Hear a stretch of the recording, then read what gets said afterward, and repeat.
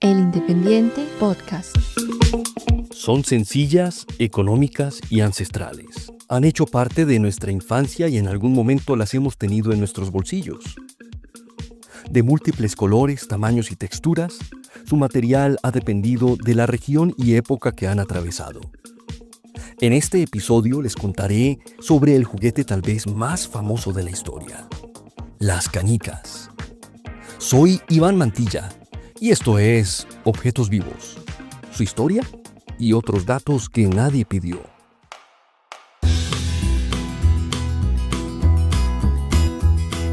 Historias de objetos que no volvieron, cosas que guardamos, otras se perdieron. El reloj digital, calcomanías y amuletos glow in the dark, estrellas ninjas y el robot espacial. Del cassette al CD, objetos vivos que son parte de ti. Seguramente ustedes, como yo, se acuerdan de haber jugado con estos objetos en algún momento de su infancia. En México, España y gran parte de Latinoamérica les llaman canicas. En Venezuela, metras. En Argentina, Uruguay, Paraguay, Chile y Colombia, bolitas. En Honduras, Guatemala, El Salvador y Nicaragua, chibolas. En Costa Rica, bolinchas. Y en Estados Unidos, marbles. Su nombre varía de acuerdo con la región e incluso la ciudad. Aquí en Bogotá, por ejemplo, les decimos bolas de piquis o simplemente piquis. Dicen por ahí que menos es más, y precisamente en la sencillez de su forma radica la complejidad de su historia. Abróchense los cinturones, porque comenzaremos subiéndonos a una máquina del tiempo para ir 45 siglos atrás. Es el año 2500 antes de nuestra era, y llegamos a una ciudad llamada Mohenjo-Daro, a orillas del río Indo, en lo que actualmente comprende territorio pakistaní.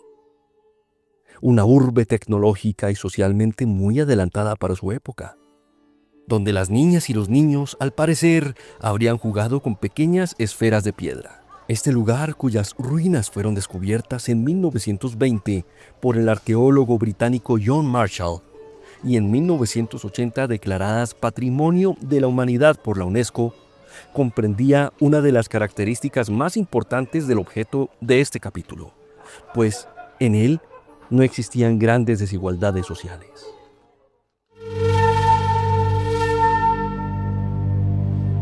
Aparentemente, durante el mismo periodo en el Antiguo Egipto también fueron utilizadas. De hecho, en diversas excavaciones han sido encontradas bolas de arcilla y piedra en contextos domésticos y funerarios y, aunque no se ha podido determinar su función exacta en todos los casos, la evidencia sugiere su uso en actividades lúdicas. De igual manera, más o menos en el siglo VIII antes de nuestra era, las niñas y los niños de la antigua Grecia usaban objetos redondeados, como nueces o piedras, en juegos que implicaban precisión y destreza, una práctica que continuó en el Imperio Romano desde el siglo V antes de nuestra era hasta el siglo V después de nuestra era, con esferas de vidrio, arcilla y piedra. El poeta romano Ovidio, quien vivió entre el año 43 antes de nuestra era y el 17 después de nuestra era, hizo referencia a pasatiempos con nueces en su poema Nux. Abro comillas. Los niños, en sus juegos, ya puestos de pie, las dividen con el golpe certero de otra nuez. Ya inclinándose, las empujan una o más veces con el dedo. Cierro comillas. Lo que evidencia la antigüedad de estas prácticas. Ahora nos trasladamos a la Edad Media. A lo largo de esta época que abarcó los siglos V a XV, en Europa los juegos con canicas persistieron como una actividad muy popular, caracterizada principalmente por su accesibilidad y simplicidad que permitieron, de alguna manera, su transmisión entre generaciones. Imaginen a las niñas y niños, incluso a personas adultas, en los feudos, saliendo de la rudeza de su cotidianidad, divirtiéndose con estas piezas esféricas.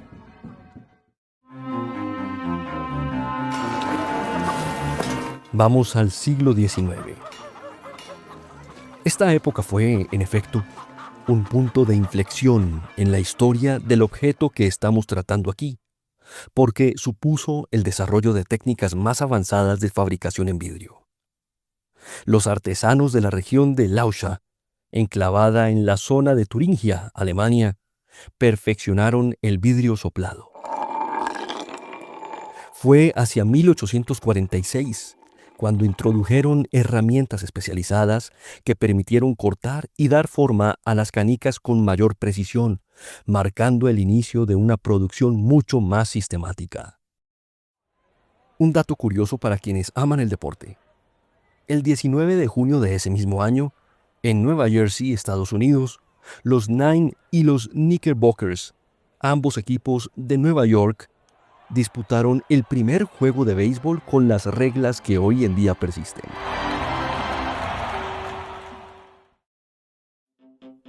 Seguimos en los Estados Unidos, pero ahora nos trasladamos al año 1867. Martin Christensen había migrado desde Dinamarca a los Estados Unidos y 13 años más tarde se estableció en la ciudad de Akron, Ohio.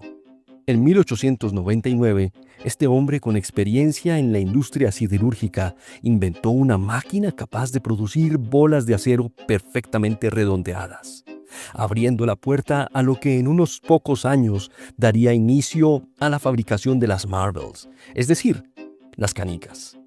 En 1902, Christensen aplicó para obtener la patente de lo que llamó una máquina mecanizada para la fabricación de canicas. Un año más tarde fundó, con su hijo Charles Frederick, la M.F. Christensen & Son Company. Y en 1905 obtuvo la patente de su máquina, con lo que logró tanto la producción masiva como la reducción de costos y ampliación de su distribución.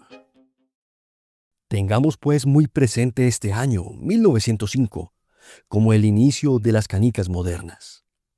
Entonces, los Christensen contrataron a Harry Heinzelman, que había trabajado en la Navarre Glass Marble and Specialty Company, como maestro vidriero de su empresa. Asimismo, adquirieron fórmulas para la fabricación de vidrio de James Harvey Layton, quien el 28 de marzo de 1891, es decir, exactamente hace 135 años y 4 días, si tenemos en cuenta la fecha de publicación de este episodio, había aplicado para la obtención de una patente que, de acuerdo con el registro oficial, abro comillas a la traducción del documento original presentado por él, mi invención se refiere a la fabricación de esferas o bolas de vidrio, como por ejemplo las canicas de juego, y comprende tanto el proceso de formación de las esferas como los medios o aparatos para su formación. Cierro comillas. My invention has reference to the manufacture of glass spheres or balls, such, for example, as playing marbles. And the invention comprises both the process by which the spheres are formed and the means or apparatus for forming the same. Esto podría explicar la apariencia que Christensen daba a algunos de sus productos, con un vidrio color rojo oscuro con filamentos negros presente en muchas de las canicas de Layton.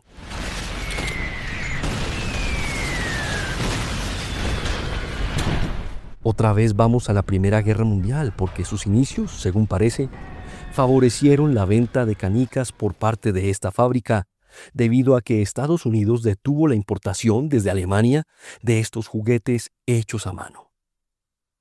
El mayor pico de producción de esta fábrica fue precisamente en 1914. Entre 1920 y 1930, estas bolitas milenarias alcanzaron su mayor nivel de popularidad en Estados Unidos. En este periodo se consolidaron como un elemento central de la cultura infantil, con reglas, variaciones y prácticas sociales bien definidas.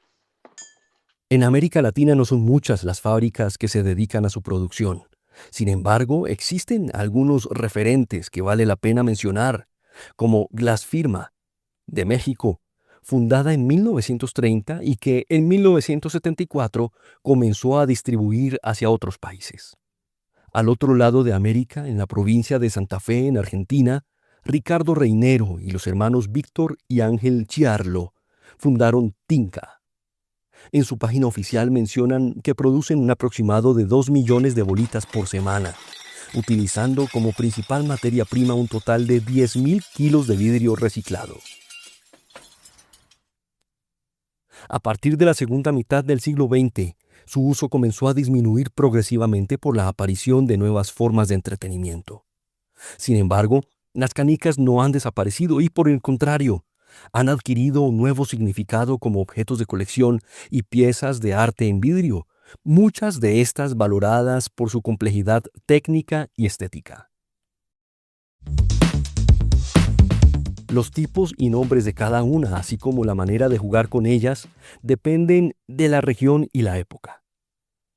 ¿Quién recuerda, por ejemplo, en Colombia, las ojos de gato, las petroleras, las pota, la superpota o las famosísimas sangre toro o sangre de toro? Me viene a la mente un recuerdo de mi infancia cuando, después de ver a algunos niños mayores que yo del colegio jugando a las piquis en el recreo, decidí fabricar una ratonera con una caja de cartón. Esta llevaba varios agujeros de diferentes dimensiones. Los de menor tamaño correspondían a los mayores puntajes y sus participantes debían lograr introducir en ellos sus canicas. Tengo un vago recuerdo de haber ganado con esta práctica un cassette de Atari del juego Space Invaders. Esto les dará una idea de la época a la que hago alusión. En perspectiva histórica, las canicas representan mucho más que un simple juego. Constituyen un ejemplo de continuidad cultural.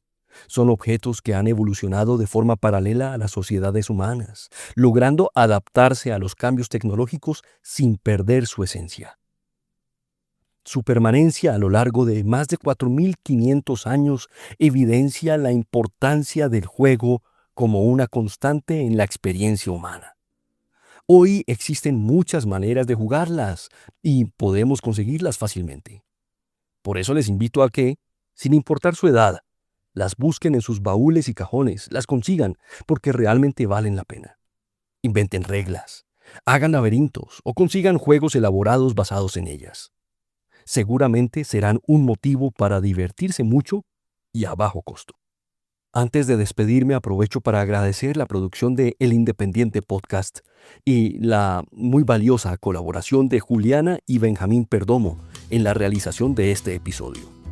También recordarles que sigan a Objetos.vivos en Instagram, compartan nuestros canales de Spotify y YouTube y les cuenten a sus familiares y amigos para que sigan disfrutando estos breves relatos y nos propongan sus objetos favoritos para que también ustedes dejen huella en la realización de nuestros próximos episodios. Gracias por oír Objetos Vivos, su historia y otros datos que nadie pidió. Estén pendientes de nuestra próxima entrega que ahora será en 8 días. ¡Chao! Objetos vivos que son parte de ti.